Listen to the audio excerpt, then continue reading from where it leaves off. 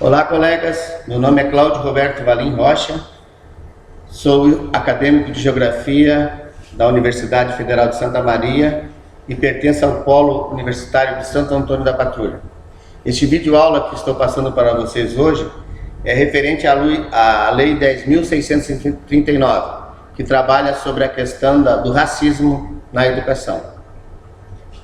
A Lei 10.639 foi promulgada em janeiro de 2013. Ela, na verdade, é o principal instrumento atual, na atualidade, de combate ao racismo no campo da educação. Ela é fruto de lutas históricas do movimento negro brasileiro, que tornou obrigatório o ensino de história e cultura africana e afro-brasileiras nas escolas de ensino fundamental e médio. Esta lei altera a Lei de Diretrizes e Bases e tem como objetivo promover uma educação que reconheça e valorize a diversidade das origens do povo brasileiro. A escola, na verdade, não é só um lugar de construção do nosso conhecimento científico, é um lugar do crescimento pessoal da pessoa, também da identidade, de valores, de afetos, enfim, é onde o ser humano deixa de ser o que é e se molda de acordo com o que a sociedade precisa. O Brasil tem uma particularidade, por ser formado por diversas heranças culturais, europeias, indígenas e africanas, e não contempla essas heranças culturais de uma forma equilibrada no nosso sistema educacional. Por isso, temos como meta a efetiva realização das prerrogativas dessa lei. É essencial para a construção de uma sociedade que seja mais igualitária e mais justa. Vamos falar agora, então, especificamente do artigo da lei número 10.639.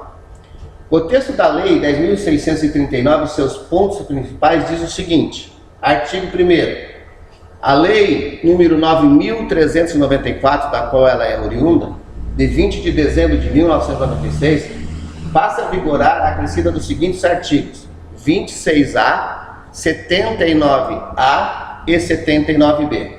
O artigo 26A é composto de dois capítulos, capítulo 1 e capítulo 2. Então, ele diz o seguinte no artigo 26A: nos estabelecimentos de ensino fundamental e médio, oficiais e particulares, torna-se obrigatório o ensino sobre história e cultura afro-brasileira. O capítulo do artigo 26A diz o seguinte: o conteúdo programático a que se refere o capítulo desse artigo incluirá o estudo da história da África e dos africanos, a luta dos negros no Brasil, a cultura negra brasileira e o negro na formação da sociedade nacional, resgatando a contribuição do povo negro nas áreas social, econômica e política pertinentes à história do Brasil. O que ele quer dizer nesse capítulo? Ele diz o seguinte, que a lei indica um amplo conjunto de conteúdos disciplinares que contrasta com a interpretação simples e homogênea nas escolas. Isso não é uma grande verdade, pois é mais complexa do que se demonstra. O capítulo 2 diz o seguinte, do artigo 26A: os conteúdos referentes à história e à cultura afro-brasileira serão ministrados no âmbito de todo o currículo escolar, em especial nas áreas de educação artística, literatura e histórias brasileiras. Esse capítulo, na verdade, ele fala a respeito da incidência disciplinar sobre todo o currículo escolar, mas que no fundo abrange todas as disciplinas, mas ao mesmo tempo o destaque é dado somente a duas, que é a três no caso, a educação artística, literatura e história brasileira, que comumente, e isso aí pode levar a professores de outras disciplinas a se sentirem descompromissados com a aplicação da lei. O artigo 79B da lei número 10.639 diz que o calendário escolar incluirá o dia 20 de novembro como Dia Nacional da Consciência Negra. Isso aí já vai de contrapartida contra o dia 13 de maio, que se comemorava nos livros escolares, que era a abolição da escravatura. Por que foi escolhido o dia 20? Porque foi em homenagem ao dia da morte do líder quilombola negro Zumbi dos Palmares. O Dia da Consciência Negra é marcado pela luta contra o preconceito racial no Brasil A lei reposiciona o negro e as relações raciais na educação, denunciando o racismo no cotidiano escolar. A lei ainda diz o seguinte: nos remete ao desafio de construir uma educação para a igualdade racial, uma formação humana que promova valores não racistas. Toda aplicação de lei é resultante de disputa entre interpretações. Isto permite ao só tempo que na aplicação da Lei 10.639 possam ser retomados aspectos inerentes à ampla agenda educativa do movimento negro, ou, por outro lado, que haja uma simplificação da mesma, reproduzindo processos educativos que não cumprem a verdadeira função de combater os valores que sustentam o racismo. Temos um veto nessa lei que eu considerei importante. É o artigo 79A, no qual explica que os cursos de capacitação para a participação de entidades do movimento afro-brasileiras, das universidades e de outras instituições de pesquisa pertinentes à matéria, isso aí foi vetado. Então a preparação para os professores, ela foi um tanto estancada. Esse trabalho desse artigo que eu fiz, esse vídeo aula, ele contempla uma pesquisa sobre a lei, um programa de pesquisa sobre a lei 10.639. E esse artigo apresenta uma estrutura de, como falei antes, de pesquisa e de trabalho com um grupo de professores no estado do Rio de Janeiro, de escolas municipais e estaduais, que iniciou em 2008. E ele tem como ator principal a construção da lei, a aplicação da lei verdadeiramente. E esse trabalho desses professores, desse grupo de professores, tem uma complexidade que se desdobra num conjunto de 5 vertentes de investigação que eu vou falar a posterior.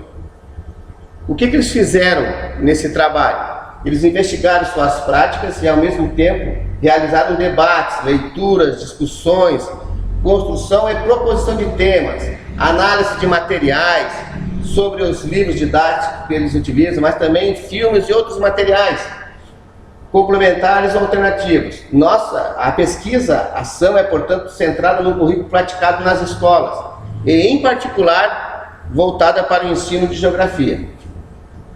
No caso aí, a prática é o ponto de partida e também é o ponto de chegada para aquilo que queremos compreender, atingir e transformar. A vertente número 1, conforme eu falei antes, que faz parte das 5 vertentes, ela diz o seguinte: inserção e revisão de conteúdos programáticos do currículo praticado de geografia.